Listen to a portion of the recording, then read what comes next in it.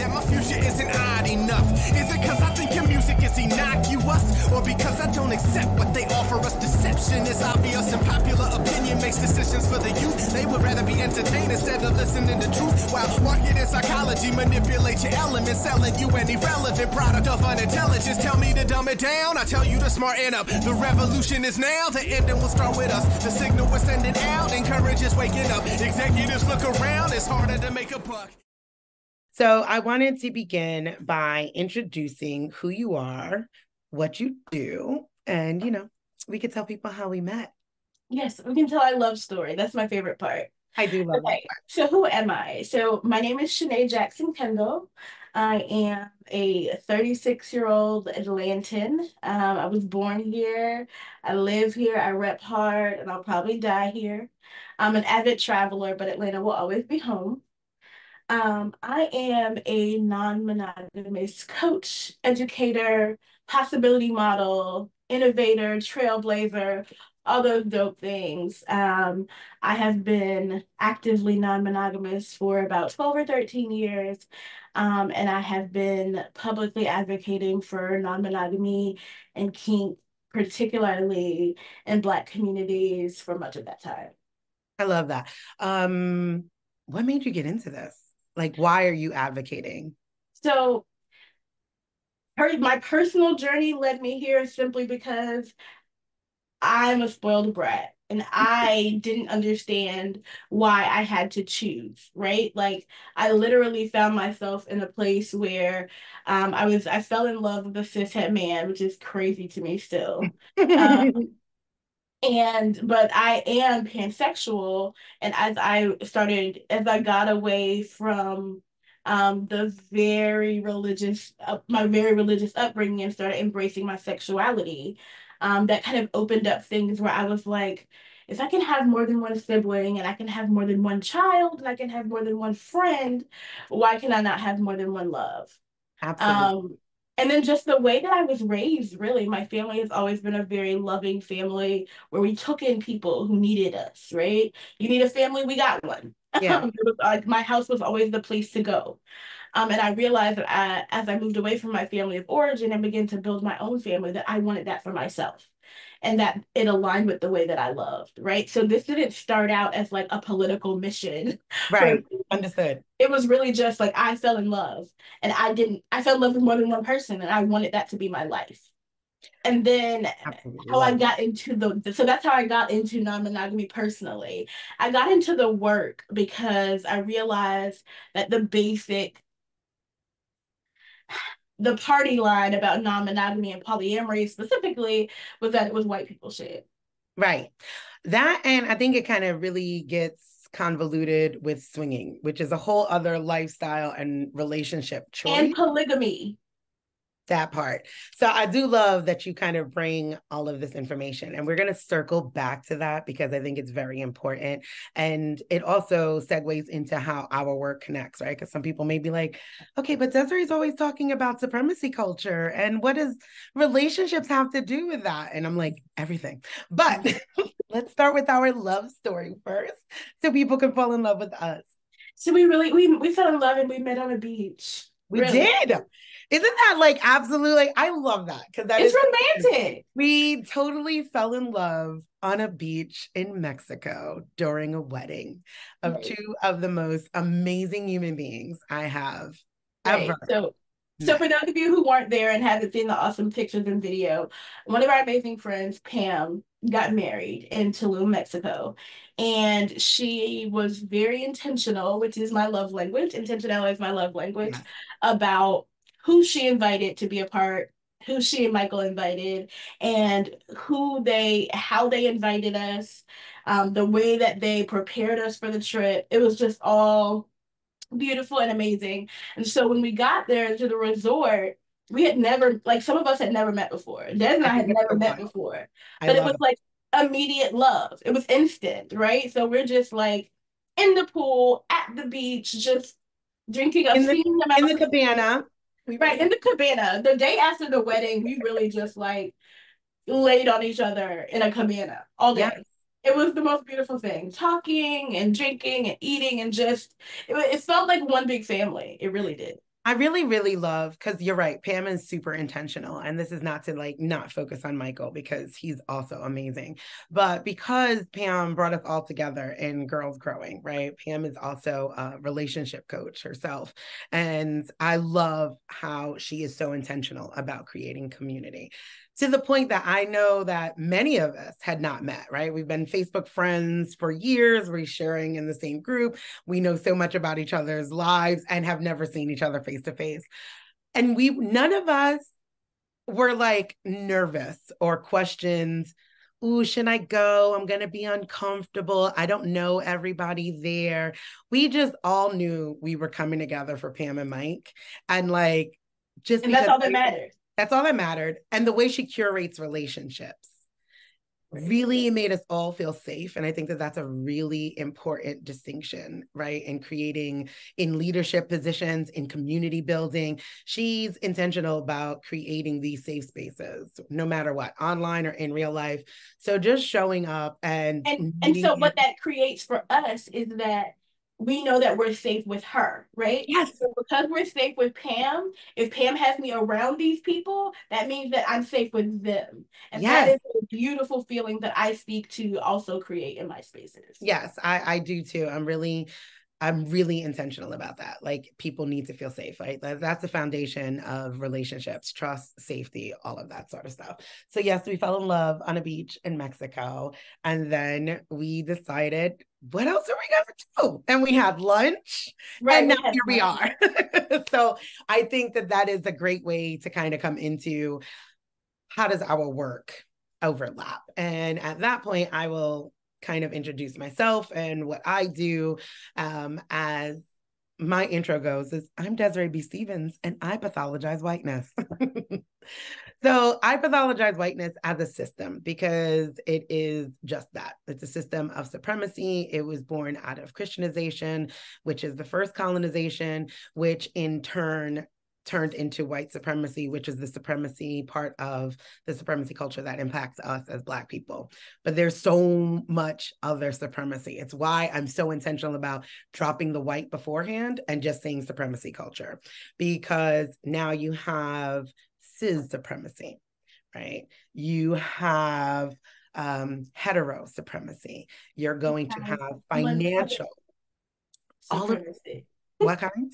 Monogamous supremacy. Right. Monogamous, right? Like, so that setup and how our work overlaps is that there is a Christian setup and framework, especially very specifically in America, right? As a Christian nationalist nation, you need to be cis, hetero, monogamous, Christian, wealthy, like all of these things within the pyramid scheme of these systems.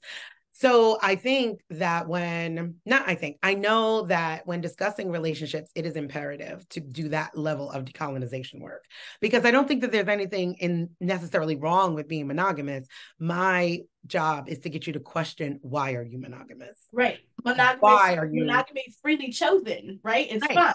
Like, that's cool. That's absolutely fine. Like, if you get into a relationship, you're like, I don't want to be in a relationship with no one else but this person forever. You should absolutely 100% do that. I support that. But if you're not questioning why you're straight, because many people are queer as hell across the spectrum, because it's not a binary, right? It's one of those pillars that I consistently argue against. It's not either or. There is a spectrum. Like you yourself said, you're pansexual. I myself have been queer in some aspect of my life, right? I just kind of go queer because I hate even that binary, right?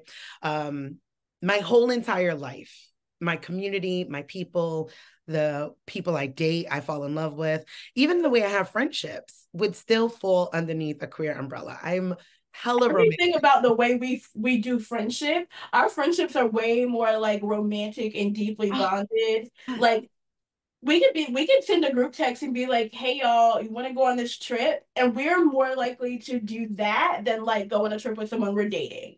Like so much that. So even my friendships show up in my life. My whole life is queer and I love it. And I think that that's a necessary component to community. So with all of that, right, on how it kind of overlaps, I want you to tell me more, because your company does intentional polyamory. Right. Tell me more. Expound So upon. intentional polyamory speaks to the idea that we were fed monogamy, right? Monogamy is not really something we were chosen. We are trained from the womb.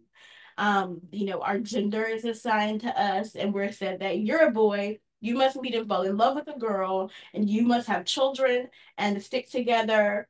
And we're fed this lie of the nuclear family, all of these things that are really based around supremacy culture and capitalism and Christianity. You know what I mean? I'm supposed to wait until I'm married under the Christian faith to have sex. Right. And then I can only have sex with one person for the rest of my life. Ever? And the reality is, the stupid thing about all this is that nobody actually does that, right? Nobody. So the thing, people are not actually monogamous. What they're doing is they're being monogamous with one person until they don't want to anymore. And then they go on to someone else, right? Like, I have people in my family who've been married many times, right? And then they want to look down on me because I'm polyamorous, and I'm like, well, all of my relationships, my newest relationship is like 7 years long. So, Right. so what are we really talking about here? And Right. so intentional polyamory, even the actual, so non-monogamy is a big umbrella. And as we talked about, there's like swinging, there are types of plural marriage, there are all kinds of non-monogamy under the umbrella. But I am specifically polyamorous. And polyamory, the reason why there's intentionality necessary in this practice is because it speaks to how I live my life, not just how I do relationships, right? I Absolutely. live a polyamorous life. So for Yes. those of you who are, who've never met me and are new to my content, I live polyamorously. I live with my husband, and my baby mama, and who is his girlfriend, Right. and our child, who is awesome and amazing and 8.5. He is the light of our life. And we also parent with another co-parent who lives nearby. So my child has 4 parents, and has always had 4 parents. Like, that's Right. his entire conception of his life. And he knows that we're all polyamorous. He knows that we date. He's familiar with our partners. And so under that framework, I'm creating the village that has been taken from me by capitalism and monogamy and all those things. And so the intersection, like, when you're decolonizing, we have to decolonize our relationships too. Absolutely. So much of what you think a relationship is supposed to be is based on this like white Christian affluent model. And so all these people who are neither white nor Christian nor affluent are striving for this impossible ideal. And Right. so I want to get people away from that, and I want to teach them how to build lives that support their polyamorous relationships. I absolutely love that. And you do that by way of give me some examples where people can I go. do that by way of one-on-one coaching. Mhm. So, for people who are at whatever point in your polyamorous journey, if you've been doing it for a long time and think you need a tune up, if you are completely new to the idea and trying to figure out how it could fit into your life, if you're working with a partner to create space for y'all's relationship in your wider relational landscape, I do one-on-one coaching. I also do a 6-week course that is called Intentional Polyamory. Coming into 2024, we're going to be doing some other kinds of intentional relationship cohorts, because intentionality is important to all relationships, not just polyamory. There is intentional marriages, there's intentional family life. We'll be talking about intentional kink. So moving into 2024, I'm going to be really focusing on relationships in general and how we can take away what we've been given and make choices for ourselves and co-create relationships with the stakeholders that matter. I love that. Ding, ding, ding, ding, ding. Tag me in, coach. Because that is that is another space where we overlap, right? I do decolonization work. And when we're talking about decolonization, we're stating that we are aware that we are all living currently in colonial times, right? The idea of a post-racial world or post-colonial world is an absolute fallacy to ignore the things that are oppressing us all at some level of intersection, right? For me, it is an intricate web, right? Like you said, you mentioned these things. Like, if you are not affluent, so yes, white people, you too can be oppressed within colonial standards, right? If you are not able-bodied, if you are not cis, if you are not monogamous, all of these things weigh down on you when there is an idea of a structure, a standard that was created in a monarchy and brought over with WASP culture, right? And continually needing to perform this, like trying to move up these hierarchies within these systems. And that's something that's just exhausting. Personally, is just exhausting. You will never win that game. Never. Nobody's winning. Nobody's winning. Everybody's losing at it, and in an awful way. And with the individualistic way that a nuclear family isolates people, it creates silence, so people are not talking, right? This is why I enjoy having a platform. This is why this year I'm trying to expound upon a podcast so more people can at least hear and then maybe begin to engage in conversations such as this and just begin to ask the question, because that's how we get to liberation, right? Is releasing every single revolution has always been the people coming together and realizing that change was necessary. Yeah, like this is not working. It's not working for anyone, right? And your description of polyamorous is mine as well, right? Like polyamorous for me is not necessarily the relationship that I'm in, right? Like polygamy is the kind of relationship that you're in, your love style, your relationship style. Polyamorous for me is also a lifestyle. I love many, right? And I love in many ways, in all of the ways. And it's so much more expansive, right? I feel like being intentional about your relationships when you're open about being non-monogamous and having these conversations, you open up to community, which for me is the core of my work, right? Like, I'm like, let me guide you on how to build community. Right. And it's this idea that when I meet people, I have infinite possibilities about what we might be together, right? We might be business partners. We might be kinky play partners. We might want to integrate our lives completely. And in some cases, we might be all of those things, right? Right. And but honestly, we're not, we're just not. Right. And maybe we will be again, right? And so that's my beautiful lane. I love to have multi-purpose people in my life. And the way polyamory allows me to be open to connection. Like I was talking to I have a platonic life partner, and he and I are often, we often talk about how even though we're not having sex, how taboo our relationship would be outside of a polyamorous context, right? Really, like very well. I talk to him every day like every day.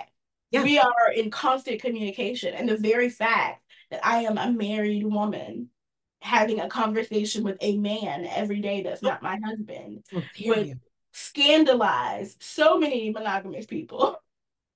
And that's the isolation that it creates, right? Because where's your community coming from? Where are you allowed to stretch, to grow, right?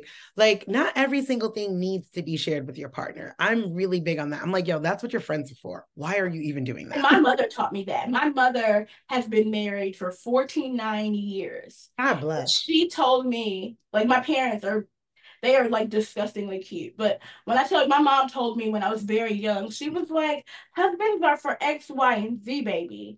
Correct. You can go do that with your friends. She was like, I don't need your daddy to take me shopping. Your daddy gave me this money. I'm going to call my friends and we're going to go shopping. That's right. I think that leads into autonomy, which is something that's not allowed under colonial constructs, right? Mm-hmm. And like, we are all autonomous beings, right? My children. And we're born with our autonomy. It's not something someone else has to give you. You have it. It's yours. Right there. Intrinsic worth, autonomy. And I want to make my own decisions. I want to be able to do that. And that doesn't mean, I think that when people hear that, they turn around and it's like, oh, you have no regard for your partner. And I'm like, oh, no, absolutely not. My partner is somebody who I'm partnering with, right? Like, and every decision that we make needs to I get to choose, right? But I choose. And saying that I get to choose doesn't mean I won't consider my partners. Right. But now, and if you find yourself in a relationship with someone who's not considering you and their choices, you don't want to get out, right? Yeah, quickly. But I don't want to have to legislate how you choose me. I want you to choose me of your own free will. That part, and policing and all of that. And for me, I think that when we turn around and we are super intentional about our own individual lives, and then the immediate, right, like politics starts at home. That's what I would. It starts here. Your governance, your policies, right? Your democratic ways of being, however you see yourself, it starts at home, and you are your first home, right? And So that's why in intentional polyamory, the very first pillar is self-work, right? We start with your shit. You can't partner with anybody else if you don't have a firm handle on your shit. your shit. Get your shit together. And I do that too, right? Like when people are like, what's the next step in my activism? I'm yo shit. Like, why are you worried about what? Listen, this has been going on for thousands of years. And even if you go hard as hell, like hard in the paint about whatever, you can march wherever you want, you could vote wherever you want. Nothing is going to change in this instant. And nothing is going to change until you do the work. And right? change your ways of being, You the way have that you're thinking, all of that. You must, because it's all created through agreements, whether it's silent agreements, right? Whether it's just the go along to get along. These are agreements that we have made as a society. We are all complicit in what is going on, right? Like we're talking right now. It's interesting. The conversation that's going on in the world right now is about the children in the Congo for mining for Apple products. I happen to be on an Apple product right now. But in 2008, like I was at a spoken word poetry, and Darnell Fine, I used to call him my poetry boyfriend. He literally had a poem that brought me to tears, and it was called Blood on Our Cell Phones, and was talking about it then. We're here in 2023. And this was happening in a coffee shop in Atlanta. So it's very interesting, like these hot button topics come up. And I'm like, if you were doing the work internally, if you were working on your own personal politics, how do you want to be handled? How do I want to handle other people? Are you making actual choices and decisions? Or are you just like, well, I guess I'll do that because this is what has been prescribed to me according to this role. Like what you said, like within colonial constructs, we're just told something, right? Like I consistently tell people, I very specifically. Questioning is discouraged. Yes. Questioners always are outliers. Always. And I usually work with who tend to become my demographic has been white women. And I started off and I asked the question, who were you before you were white? And they're like, what? And I'm like, correct. Like, who were you? Right. So when you start doing that internal work, like, oh, how did I get here? How did we get here? Beginning to live inside of the questions, asking yourself, did I ask for any of this, right? Because whiteness as a system is non-consensual, and consent across the board is needed. It doesn't ask you what your gender is, your religion is, what any of your statuses are, right? Like here's your gender, here's who you should date, and just go on. And then we wonder why people are having midlife crises at like 35 and like what? I say all the time that my intention is to build a world where my children never have to come out as anything. I am I have never come out as anything. I am pansexual and I am polyamorous and I am very openly so, but I never told anybody that. I simply I'm not going to my multiple partners, and you saw that they were multiple genders, right? And it's one of those things where I want us to live in a world where I get to tell you who I am. Instead of you assuming who I am and me having to correct you, right? That just paradigm shift of the entire world, listening to people. Let me tell you who I am, right? I agree. That's the world I'm trying to create. That's my world that I envision as well, which is why I think that we kind of overlap in some of the most beautiful ways. Because I'm like, I just want to tell you my name. All you need to know about me is what to call me. Right. That's it. The rest of my life, what I choose to share is it. And I don't agree. The only reason why we have like the coming out, and I understand the need for all of the labels, right? Like it is so they could be advocated for. And I'm like, life and existence should not be a political stance. It should not need advocation because people exist. Therefore, if people exist, there is a spectrum of how they live that also exists. That that's an important part of my story. That kind of answers the question I didn't get all the way to, which is why I started doing this work, right? I found myself a very privileged queer Black woman, Mm-hmm. right? I don't have a financial or professional imperative to maintain a certain image. Most queer polyamorous women do not have the socioeconomic freedom Right. to be able to be open about being Black and queer and kinky and polyamorous the way And that I. unapologetic about it. Right. And openly and unapologetic, right? Like I am, it's so funny. I just realized that I didn't change my name in the beginning of this, right? So like yesterday I was participating in a kink house that I'm a part of. I was participating in a conversation, right? So I am openly and actively a kink educator, and I am also one of the best moms you'll ever encounter. And I can Right. hold both of those identities proudly, right? But so many people don't have that privilege. And so what I realized is that it was my responsibility to use that privilege, right? And it's so interesting because you look at me and I am a fat, disabled, Black queer woman, and you don't think, oh, she has privilege, right? But it's Right. important to me to think about the ways that I am privileged and to use that. What I have is a voice.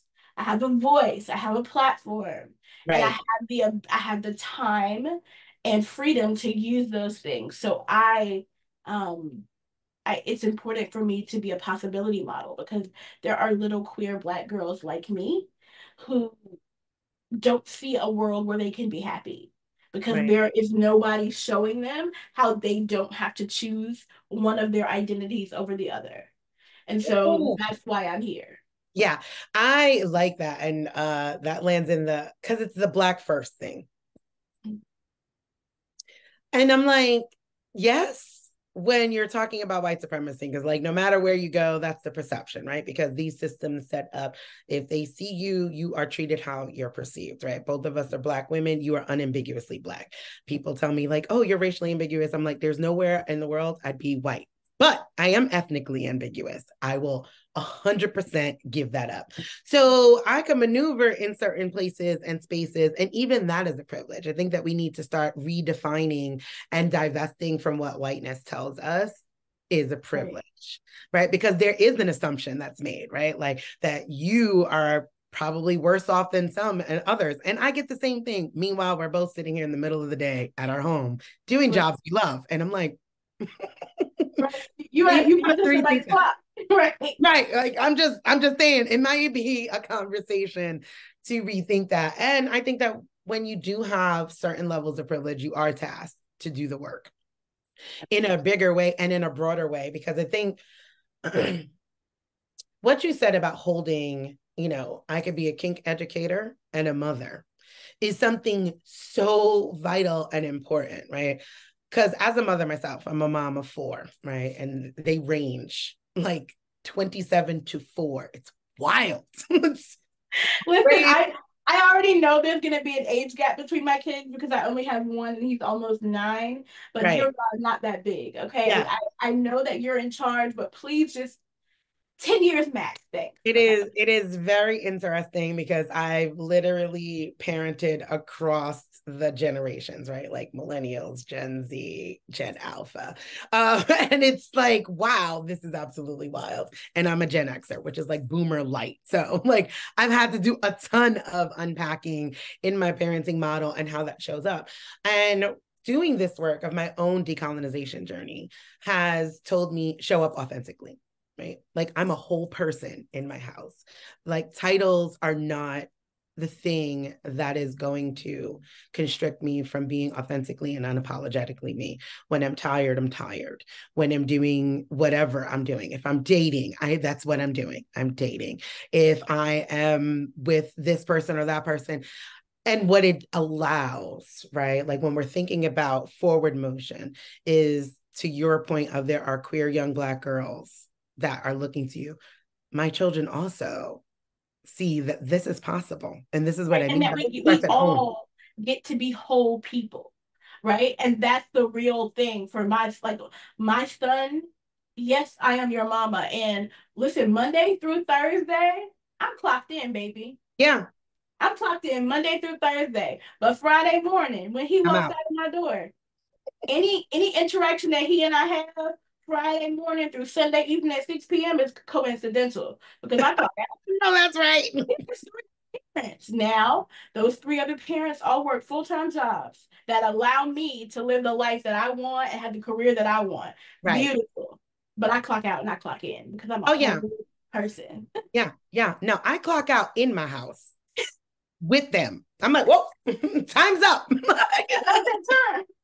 I need space now and we're done, right? And everybody takes their perspective spaces and does that their own thing, which empowers when we're talking about the work of decolonization, questioning, relationship building, community building, it empowers this next generation to feel unapologetic about being themselves. Right. And to know that they too get to be whole people. It's modeled for them. I don't want to raise a daughter or a son or a non-binary child who feels like their entire life should be devoted to their children. Because I'm not modeling that for you. That is so depleting. That is so depleting. And that's a whole other, that's right. We need to do a whole other like decolonizing parenting. Like we could totally do that. And when that happens, I'm going to definitely invite, because we should, because it's still a relationship topic. I will invite Yolanda from Parenting Colonized, because she fleshes that out in a much broader way, right? But like all of it is interconnected. And I think that that's something to take away from this is every relationship is absolutely interconnected. Every single relationship matters and needs to be questioned. Right. Why are you in this? Right. The systems that we operate under affect the relationships that we find ourselves in, right? And so if we question, your work is like, we need to question the systems.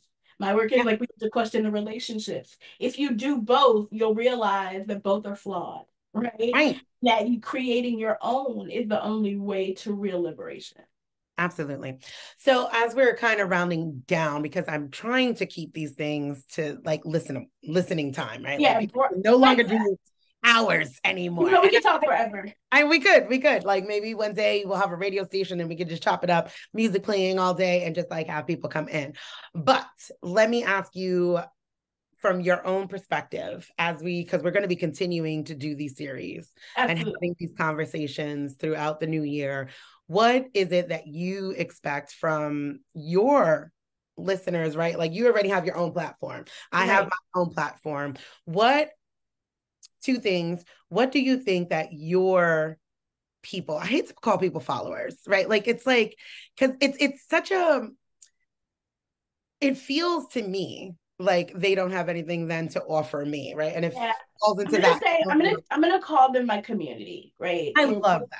Let's go with my community. What would your online community gain from this series, from me being here, and vice versa? What would my online community gain from you being here? So I think that the people in my online community get like a peek into my life, and they see how I am queering relationships, right? They see how I have platonic life partners. They see how I have dynamic partnerships with my romantic and sexual interests. And so that gets them to question like how these all things work together. And so I think that I want them, by interacting with you and your content, I want them to see that these things are the same. That as you queer relationships, as you decolonize your ideas about relationships, you also should start to question the broader systems under which we live, right? And you start to question who you are and how you fit into the oppressive systems and what you can do to get outside of that oppression, right? Because they're the same thing. Right. So we're approaching the same goal of real liberation, just from different perspectives. So I think it's like a circle. Like if you follow Chanee, you're gonna make it around to Des, and I think it's the other way around as well. I agree completely, right? Like as far as from my perspective, I mean, I could pretty much mirror exactly what you said, right? Because again, it's all interconnected, and these systems continuously keep us isolated, right? Like, oh, you need to only focus on anti-racism work. And when we do that, then we have to put that down to now do the work of LGBTQIA work. Right. Oh shit. Now we have to put that down to go and do this work. And I'm like, no. It's all the same work.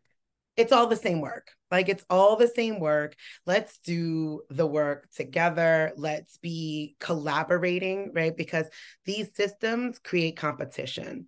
And I think it's something really important to see people collaborating. Exactly. The people at the top of whatever they're doing are collaborating. And that's Oh, yeah. Like, and that is really the key, right? Because at the bottom of that pyramid is the majority. And if we all started working together and collaborating more and showing how this work overlaps, I think that people find that integration more, right? Like how I first started out was, I was like, oh, I'm a spiritual counselor and I'm going to guide you in shadow work. And then it just kind of got bigger and bigger and bigger because it's about integrating all of the parts. Right. And that is it. And I think that the collaboration between yourself and myself and others that will be here is just that, showing how collaboration brings forth integration and hopefully will allow people to integrate the parts of themselves as well on their decolonization journey. Collaboration, integration, liberation. That's the art. I love that. And we're definitely putting that on a t-shirt. But can we get a V-neck? Because you know the girls. Yeah, I can't. I don't know. Only hands around my throat. This one is killing me. Only hands. That's a t-shirt too. That is a t-shirt. So like a really deep V. Oh, only hands. That's like I only like hands around my throat. Oh, okay, then we're gonna do that. That's it. There goes our next collaboration on merch. Okay. So as we wind this down, please tell the people where to find you. Well, you can find me at Chaneé Speaks everywhere on the internet. So Instagram, Twitter, TikTok, Facebook. And if you are interested in the intentional polyamory cohort, there is a new one starting in February that is currently enrolling. And you can find information about that at intentionalpolyamory.com. I love that. Same goes for me. I am Desireé B. Stevens with a PH everywhere. I'm like on all of the platforms as well. I have an online healing community called Makeshift Happen. You can go there, join. Chanee will be having a space and group, but I believe you need to go through the cohort and then that's for further support. Is that correct? I think we can approach it either of the ways. We're gonna let you come in and learn more about me and then join the cohort. We're gonna let people who have joined the cohort come in, and we're still figuring out how that's all gonna work. But we are actively involved in collaborating and helping people see how these things are all tied together. Absolutely. I love all of this, and I hope you guys continue to tune in. So let's have the conversation.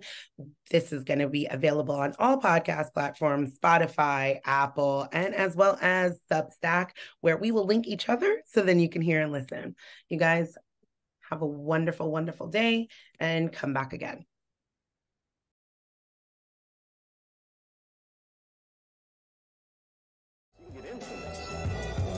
You can't get unfazed. Right. I fit comfortably between the retro and next, though. Terminator X with a Tyrannosaurus Rex flow, demonstrating how to be live and direct, so the rest can expect nothing less than perfecto. This track kind of reminds me of Tribe in the 90s. I guess I'm on a quest to align.